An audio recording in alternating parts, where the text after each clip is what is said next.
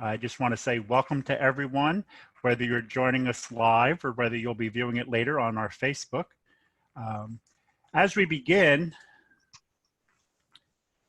I'm going to encourage you, we're just going to take a moment and just do a little visualization exercise to kind of center ourselves. I always think that right now we're dealing with some very hectic times in our schedule and demands, and working from different locations, working at home can be very, very challenging. So I just want to invite you to just sit back in your chair. Hopefully you're seated and not in a car driving. Just sit in your chair with your feet firmly on the ground. It's helpful to keep your hands open, unfolded, place them in your lap, palms up. And we're just going to begin by taking in a deep breath. Okay, just breathe in and breathe out. Breathe in and breathe out. You don't need to change or alter your breathing, just allow it to find your natural rhythm. Just keep taking a deep breath, breathing in and breathing out. I'm using a picture here from New Jersey from Franklin Lakes. What I want you to do is either visualize and focus on this picture, or if you have an image in your own mind of some place in nature that you enjoy. Sorry, my video stopped. There we go. A place in nature that you enjoy visiting, someplace that you have been to, someplace that you enjoy visiting. And just as you're breathing in, just allow yourself to visualize this special place that you remember. Or like I said, you can focus on the picture in front of you. Just breathe in and breathe out. Keep that image in your mind. I'm going to ask you to close your eyes now and continue to breathe in and breathe out. And just allow that image to come forward in your own mind with your eyes closed. Just imagine visiting this location. I want you to take a breath and see if you can smell the air. See what you remember, see what you recall. Just keep breathing in. Just look around you. Take in all the sights that you recall. Allow this special spot in nature to help you to relax. Feel the temperature. Listen to the sounds. Just keep breathing in and breathing out. Just take a moment and look up. See if you can feel the sunshine on your face. Imagine the warm glow. And just keep breathing in and breathing out.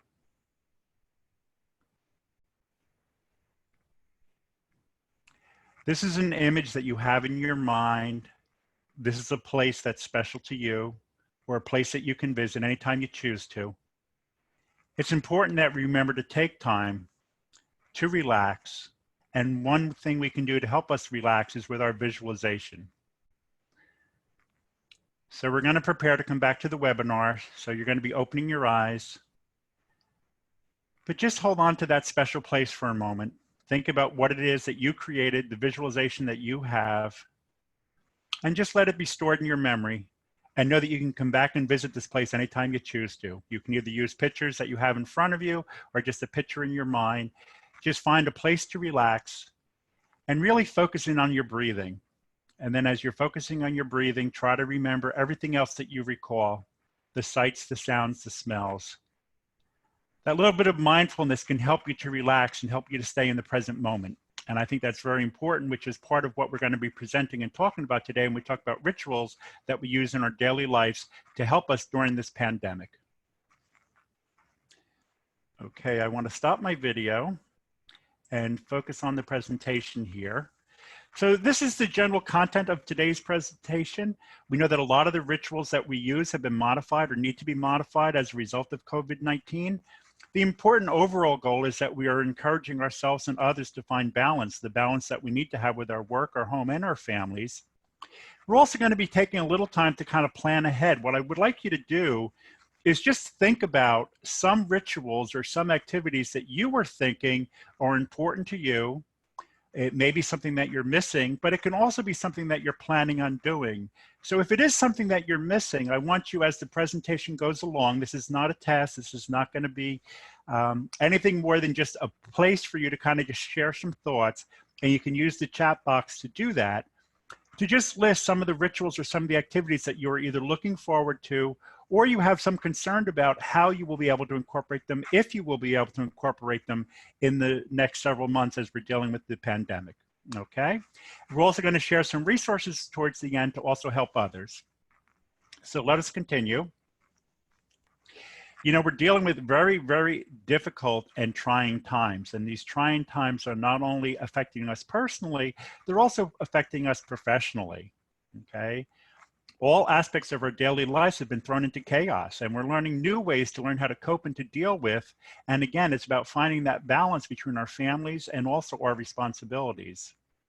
And we are experiencing a lot of disruption or difficulties with typical rituals or activities. So when I begin, I want to begin first by just explaining a little bit more about my use of the term rituals and what that means for me, okay? Rituals, you know, can be used as an adjective.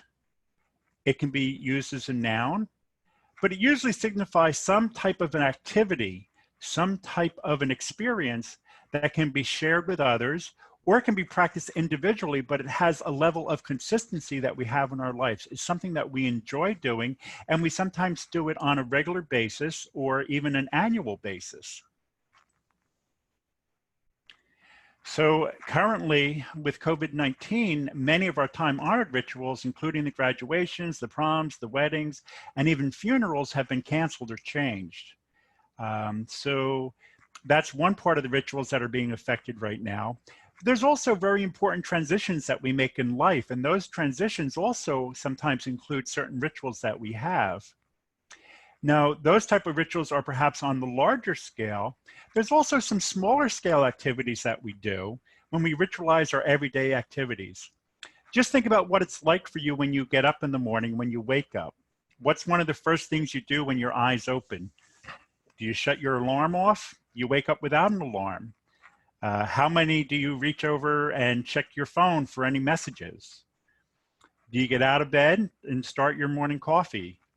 You decide to take a shower first, then have your coffee, make some phone calls, check the news, sit down, relax, meditate, maybe read a daily meditation or a devotional type passage or anything like that. Just that's part of your daily rituals. And each of us have our own unique pattern and style of what we do when we get up, arising from our hours of sleep. So rituals become very important to us. And we know sometimes that when rituals are interrupted, it can really kind of create an additional level of stress. I always jokingly remind myself what it's like when I have one of those coffee makers where I can set my coffee to be, you know, brewed the night before and set the timer and it goes off. And every once in a while, I either have forgotten to set the timer, or I didn't put the basket in correctly, or I didn't have the water fully in. And I wake up to either a mess on the floor or a pot of boiling water with no coffee or anything like that. And I just get, just like, wow, I get a little frustrated, a little like, oh, you know, and it's just a daily disruption that I have. It's very easy to replace and get a new cup of coffee. But the point is that that ritual that I have of just doing things on a continual basis, on a steady basis, kind of just, for me, sets me into my day. You know, there are a lot of ways that rituals come into our daily lives. And one of the things that I remind people of is how often we can utilize music as part of a daily ritual. Certain songs are adaptable or used in certain types of rituals. There are other times that we just use songs that are comforting or calming to us. We use songs sometimes when we exercise or to invigorate ourselves or to increase our energy. There are other things that we can incorporate into a ritual. Sometimes it's dance, special foods, drinks, different things that we encourage. And it's a part of our daily lives that we enjoy. So I always remind people that currently right now, you know, when we have access to music, which we do have, you know, be it a home device, whether you're streaming something or whether you're playing something, music can be very, very calming, can be very reassuring, and it can also be a nice ritual to participate in. There are also many individuals, such as in the drumming circle, where people share and create rhythm and balance within themselves by participating in a group activity. And currently we have people that are doing this virtually. There are virtual sing-alongs, there are virtual chorus groups, there are virtual drumming circles. We also see rituals sometimes of music. Here we see the lone piper, and in this picture he is standing outside the home of a law enforcement officer who died from COVID-19. And as traditional with line of duty death, he is honored by the piper playing music. Where he couldn't play the music at the funeral home or in a march, funeral march, he did choose to go to the person's home and just to add comfort and psalms to the occasion for the family members to stand outside and play his pipes. So music can be a very important part of our ritual. I just want to remind us of that it's something that we do have available to us on a regular daily basis. Now, there are some rituals that we connect to our religious principles. And we know some people do practice organized form of religion, and there are other people that may not participate or don't have the same religious beliefs as everybody else. They have their own set of beliefs, and those beliefs can also be a belief in non-believing. So even so, we all have certain rituals that we do, and there are many people who still maintain that they practice a level of spirituality. So whether the rituals that you participate in are either spiritual but not religious, whether they are religious rituals, we see that sometimes as we look in the center of the two circles, that there's some commonality that exists between both of those spheres, okay? One of the things that stands out for me is that it gives us a sense of comfort, it gives us a sense of reflection, and it can give us a sense of awe. Also reinforcing our beliefs and our ethics, our own personal ethics that we follow. So as I was mentioning, there are certain rituals that occur on a daily basis. We sometimes take pledges or oaths. We have dedication ceremonies. We have larger scale events that take place. Right now, one of the rituals that we know has been drastically interrupted is just the general basic greeting that we give to each other by extending a handshake or giving a hug. So for many people, just that ritual of saying hello can be very significant, and right now it's being disrupted. But as we see in the picture, people can be creative. We can still sometimes maintain personal and social distance, physical space, and still create gestures towards each other in a meaningful way. A lot of the rituals that we practice are also significant of milestones that occur in our life. These are the milestones that we experience from birth to death, and we all move between these two unknowns. There isn't a person alive now, or there isn't a person that exists, I should say. We may not remember our birth, but we often have people that can tell us the circumstances surrounding our birth or what it was like in our nonverbal stages as we move through being a child, our developmental stages, going into school, going into work, going into relationships, going into careers. And for some, we're in that age where we're starting to notice some changes that exist within our bodies, within ourselves, within our lives, with our social structure. And then we're also seeing the rituals that come about when there is sickness, illness, and death. So these are just all part of life stages, and they're rituals that are involved in each of these life stages that gives us in many ways a sense of comfort and also a sense of connectiveness. So one of the reasons why we're sharing this webinar today is we want people to remember the importance of having a personal connectiveness. Being connected does not have to be interrupted by our social distancing. And as I've said before, and will continue to say, it's really a requirement for a physical distance, not to keep our socially away from each other. Sorry for that, a little tongue twisting there.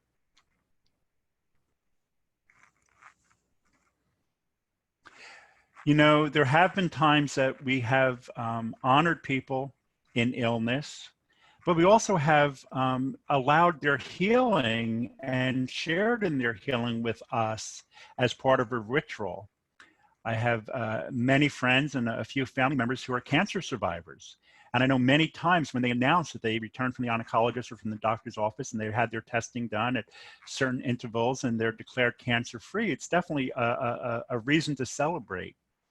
We're seeing something similar right now with the number of individuals that have been hospitalized, and we're also seeing a number that are being released from the hospital.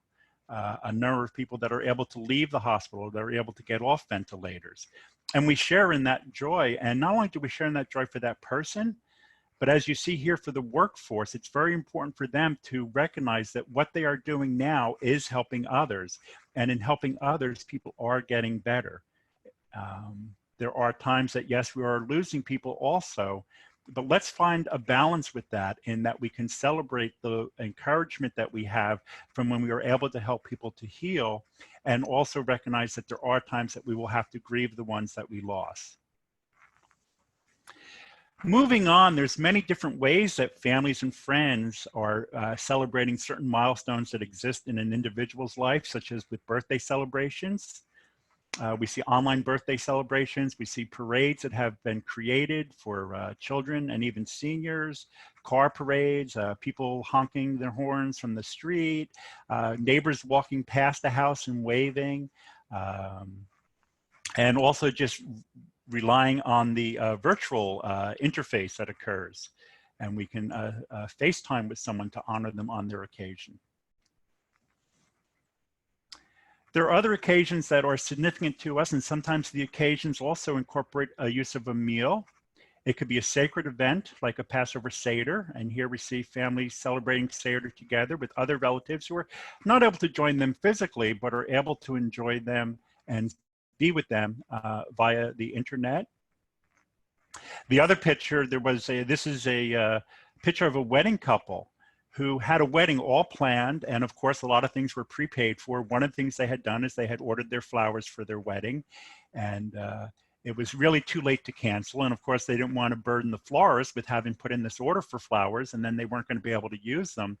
What they did instead is they contacted a local food bank who delivers Meals on Wheels, and they asked, would they take these, as they're taking these meals to, the majority of them were going out to senior citizens or people that were sick or disabled and homebound, could they also bring them a bouquet of flowers from the wedding couple, just as something to share with even total strangers. And it just brought them joy knowing that their flowers that they purchased to celebrate their wedding were still going to be enjoyed by somebody else.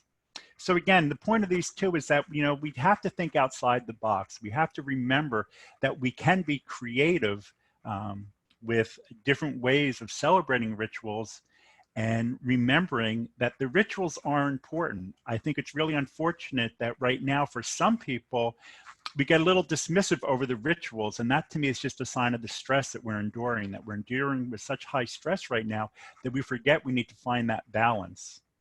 You know, we have another occasion coming up this week alone is Mother's Day, May 10th. So whether we set up an online call, whether we make a homemade gift, you know, whether we spend the family time on the internet. But I also, you know, to honor women in our lives who have been our mothers or played the role of our mothers in our lives. We also want to pause and remember the frontline workers, the essential staff workers, the police, fire, nurses, doctors, grocery store clerks, service people working in the food industry who are helping us. And some of those essential workers are also mothers, and they're giving up their time working to keep us safe or to keep us contented with meals or whatever else services we need. And they may not be able to be with their families right now, and that can be an extra stress for them. So whatever you're doing this weekend, particularly as we're approaching Mother's Day, think of all the different women in your life, those that have children, those that have been there for children, and just give them a moment of thanks and reflection. That can be another way to celebrate this ritual that we refer to as Mother's Day. I think we hear a lot from younger people, but also from families, the disappointment they're having that graduations are going to be interrupted. And this can be very frustrating for some. But again, we need to remember that graduation is an event that occurs after some major accomplishments. And every person who is graduating, be it from, you know, kindergarten all the way up through graduate school and doctorate programs, needs to be honored and needs to be acknowledged for their accomplishments. And sometimes we're going to be doing this in maybe a little unconventional ways, but there are still ways that we can help them to celebrate. So whatever you decide to do to celebrate with your graduate, remember it's an important time to support them. Here's just a few recommendations that we've seen have been taking place. We have the virtual graduations and proms. I love this picture. It's a woman, a young girl who dressed for her, put on her prom dress, and we see her younger brother is holding a tablet of a picture with her prom. Her prom date is there interacting, talking with her in person. I'm sure they were playing music, whatever.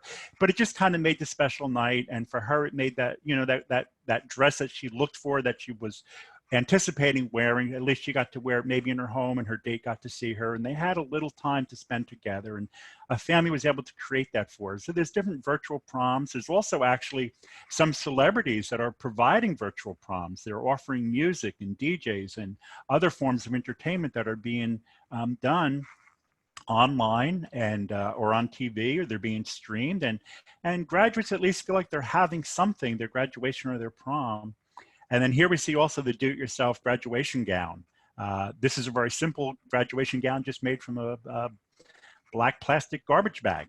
And it's highlighted with a little duct tape. So I think that's something we all have around our home that we could probably improvise and create something, even if it's just in fun. Why it may seem silly to initially look at, but imagine what it's like for that young person who is now saying, hey, I did something and I need to be acknowledged, or I'm being acknowledged, and I appreciate my family recognizing that. Sometimes it's important also to go beyond the family and how others can acknowledge a graduation. So with the graduation car parades, virtual yearbooks, Sidewalk Art can be a great way to acknowledge someone's accomplishments, or to send a greeting to them with keeping, you know, that physical distance, that social distance, be it a family decorating their own sidewalk or neighbors coming out and decorating a sidewalk for you. It's just another way to visually give an acknowledgement for an accomplishment that someone has made. Talking about graduation gowns, I found this kind of interesting, that there was a young man here who suggested that we can use the gowns for good. I know for myself, I moved several times and had an old graduation gown still in my closet before I decided I need to get rid of that or do something with it. But here someone is recommending a repurposing of unused or used graduation gowns to be used by hospital workers as another layer of protection for them, particularly from keeping their scrubs a little bit tidier or cleaner at this point. You know, I have friends that were planning weddings or getting married or having anniversaries. And again, that is such a major accomplishment, such a major activity in some people's lives. And unfortunately, we're not able to continue the rituals that we normally do for a wedding. That doesn't mean that rituals can't be recreated and can also be interesting.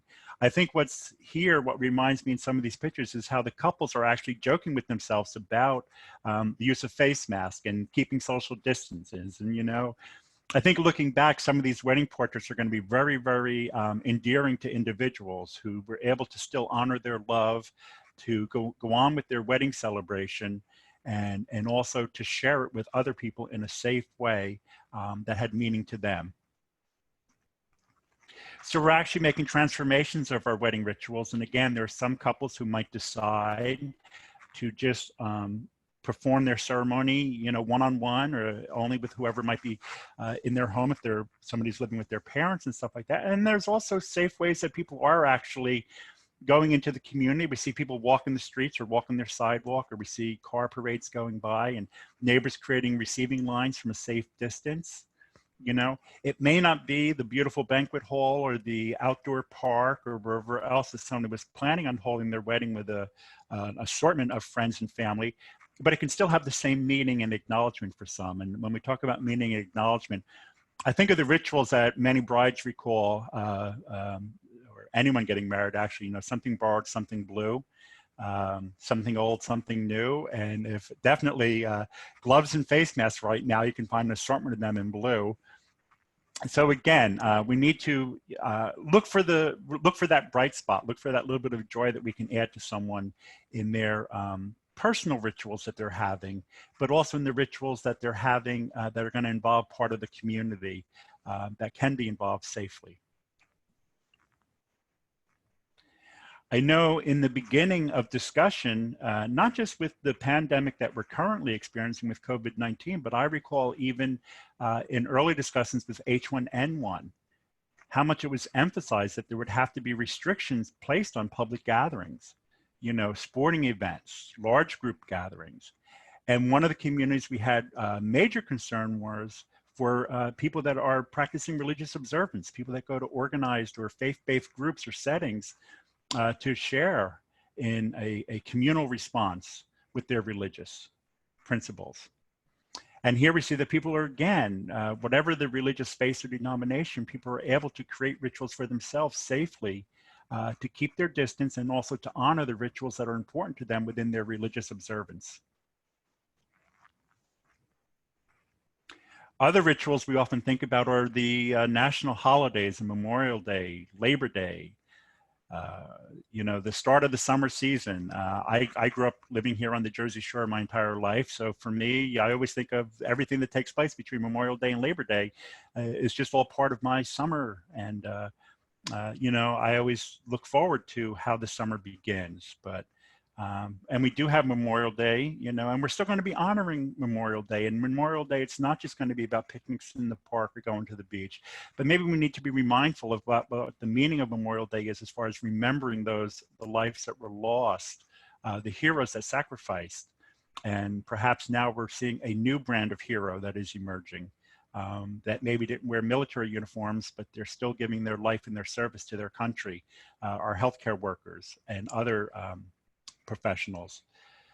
So let's find a way to honor them. There will be virtual celebrations, I'm sure. Okay, but you might even want to consider making a donation, if you're not going to be having that family weekend getaway for Memorial Day, or if you're not going to be having that fabulous barbecue in the park or beach rendezvous, whatever it is, the little money that you might have spent, you might be able to make a donation to a veterans organization. And in a way, it's going to have meaning for you, but also think about the meaning it will have for so many other people who will be the beneficiary. That can also include a food bank who is looking for additional donations, or donations of hygiene, grooming supplies that are in short demand with our homeless shelters. So there's many different ways we can honor individuals this Memorial Day weekend and remember them as part of our rituals. One of the concerns we have is that working with children, as children develop, we teach them about rituals that have meaning to us. We teach them about religious observance. We teach them about family customs. We teach them about public and civic customs that we have. And children may start to feel like they're missing out on something. We know with the birthday celebration, many children get a little upset when they hear that their birthday party is going to be canceled. And that's why we improvised and created the drive-by birthday celebrations and other ways to do it. But sometimes with children, it's good to give them something that is a little bit more concrete, something they can hold on to. So these are referred to as memory rocks or worry rocks or affirmation stones. And they're just, go out to your yard and just, find a few loose rocks, and they can be painted, paint supplies that are in the house. You might have magic markers to use. You can even use nail polish, whatever you have, just to kind of decorate. It's not only is it an activity for a child to occupy some of their time, to release some of their creative energy, but also to educate them on how we share messages with each other, our messages, our concern, our love, our encouragement for others. So that's why writing these messages on the stones, the worry rocks can also, children are giving them to parents, particularly parents who are essential staff that are going out to work when they do have to leave the house. They can place a little worry rock in the parent's pocket or hand it to them and say, I want you to hold on to this, or vice versa. A parent can leave it with a child and say, I can't be with you here right now because I do have to go to work, and I'm going to be safe. I'm going to do everything I can to keep myself safe and also to keep you safe. I just want you to hold on to this rock till I come back, or put it on your bedstand, whatever it may be. There's different ways, again, but it's about having something that someone, particularly a young child, can actually hold on to. When I say young child, I'm sure many teenagers can also enjoy decorating rocks or doing other attributes. Okay. I mentioned, as we were just in early planning with the New Jersey Emergency Preparedness Training Consortium that I was involved with, when we were talking about things that were occurring and anticipating of H1N1, we talked about how there would be disruption to religious faith-based communities. We also acknowledge that many people in recovery, people that attend 12-step participation meetings or other community support meetings, community centers, was going to have a major disruption when they were not allowed to gather publicly. So it's just a reminder that here we can be talking about a very highly vulnerable population at this time who may need additional support. They may need time and space to access recovery meetings online, to have phone chats.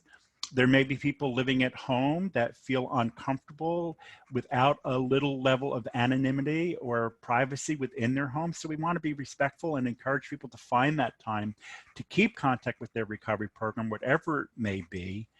And, you know, just having that little extra support. And I've been amazed as an addictions therapist how the 12-step communities have responded. So here we see a number of different types of fellowships and programs that are going on to help people to stay connected.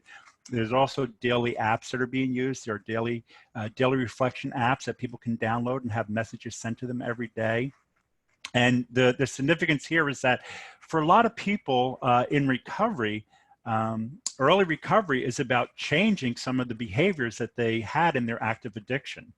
And when we change a behavior, we often need to replace it with something else. So many people need to continue to have a sense of connectiveness to others, and that's why their involvement with meetings is often very important.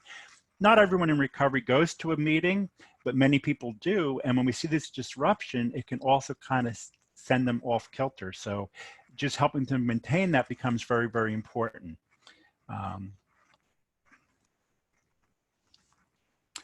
I know I mentioned earlier that we had I was going to utilize the chat box. As I'm giving the presentation, I'm not going to be able to review it. I'm going to wait to the very end. But if you have some thoughts about some of the rituals that we've been talking about and some of the acknowledgements that we have, I want you to please enter that into the chat box. It might even be a suggestion that you want to make for someone else, or that you came up with, or friends of yours suggested to you that you just want to share, because it's by sharing this information becomes very, very important to help others. There are other acknowledgements that we make, and I think that particularly for people in essential services, the act of gratitude is important. The saying thank you is important, but also affirming what they have done and what they are doing for us. This is National Nurses Month. It's also Nurses Week. So we want to honor all the nurses, past and present, who are helping us, who help our community to live healthy, to stay healthy, and also help us to deal with the transitions we make in life, including our death. So appreciation for nurses. This is just a project. I'm not sending out a commercial, but I came across this that here at Rutgers in our School of Nursing and in the Camden campus, they have a pin. And it says, I'm a nurse, what's your superpower? And you can actually donate now to receive one of these pins. And it just kind of helps keep the visibility of the profession, but also acknowledgement for the many wonderful, talented, giving nurses that are working frontline right now. For any first responder, but actually I think for all of us, we have to remember that there are certain rituals that we have that are part of our work schedule: arriving at work, going to work, driving to work, logging in at work, using our equipment. All these things, they may not seem like rituals, but it's just part of what we do, and they're currently being disrupted. But then there's a lot of other things that we do that are work related that have started to really filter into our home lives. The majority of us that are working at home are finding that we have to really develop a better balance between our home life, our work life, and our professional life when it is often existing in the same environment. So it's important that we learn how to separate our work week from our weekend. And I use weekend, you know, it doesn't necessarily have to be Saturday and Sunday. Whatever the day off, the time off for you is, whenever it occurs, how frequently it occurs or less frequently now maybe. But it's important that you do take that time off. I think one of the greater risks that we often see with stress is over-dedication of professionals who are not taking good care of themselves by not taking time off, by not leaving work for a few hours or hopefully a few days to just give themselves a break to rejuvenate. So it's important to take that time. It's important also to create a division between work and your home and your family. So if you can avoid doing certain work activities for a day, I have a colleague that I have to remind him sometimes, because he's like a lot of us, he does his work, his full-time job, and then he does other activities. He might volunteer, he does other leadership positions. So it seems like every day he's doing something. And I say to him sometimes, you know, when was the last time you took a day off? And he'll say, well, I had a day off. I didn't go to work. I said, yeah, but what'd you do that day? Well, I prepped for a training, or I responded to an organization I'm involved with. I'm like, you know, how about if you just put an X on the calendar and call that a me day? And not do any of those things, just do something for yourself. And that actually is a ritual when we take time for ourselves. So I just want you to be mindful of, there are things that we do have to respond to with some urgency, but we also have to prioritize or triage what's really an emergency and what is something we might be able to let go of for a while and just kind of take time for ourselves. So please remember to take time for yourself. You are essential workers. And all essential workers are finding the challenge right now of just finding balance in their lives.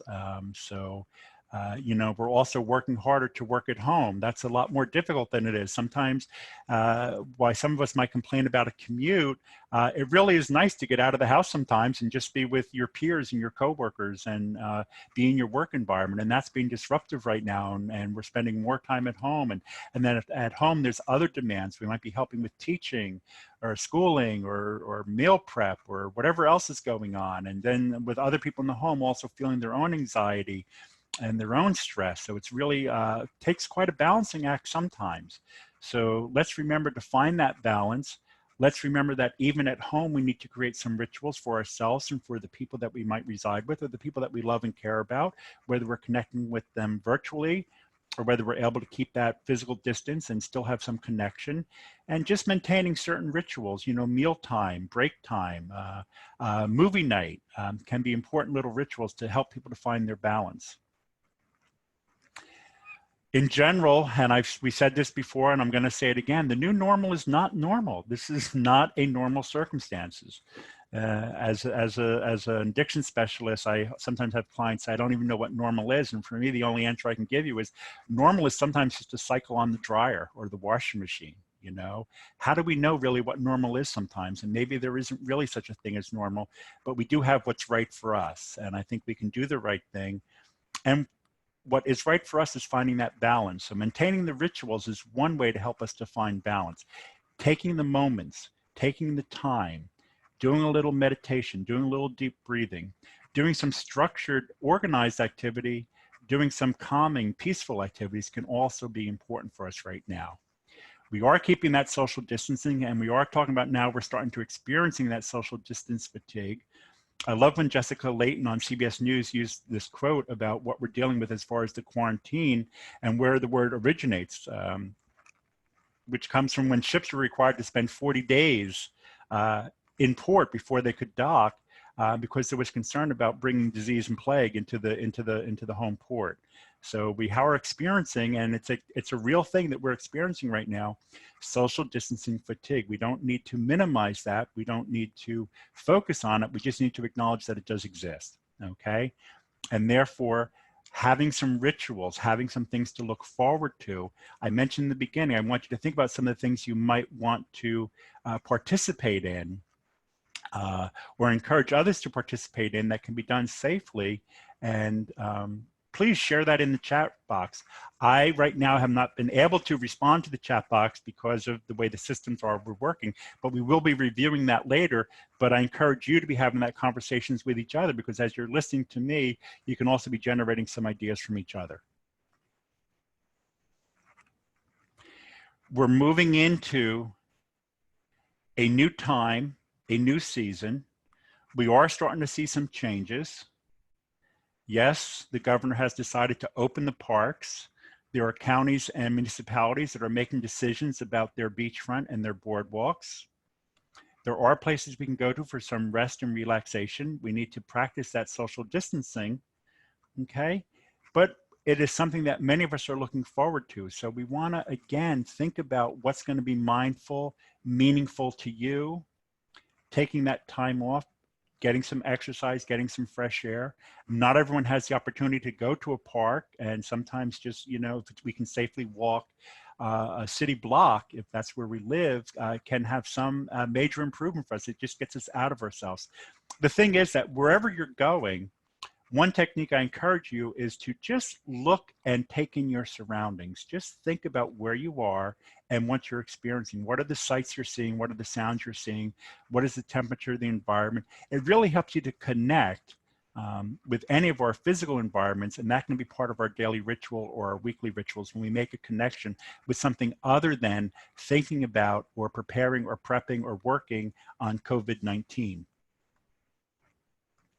Remember, we are Jersey strong, okay?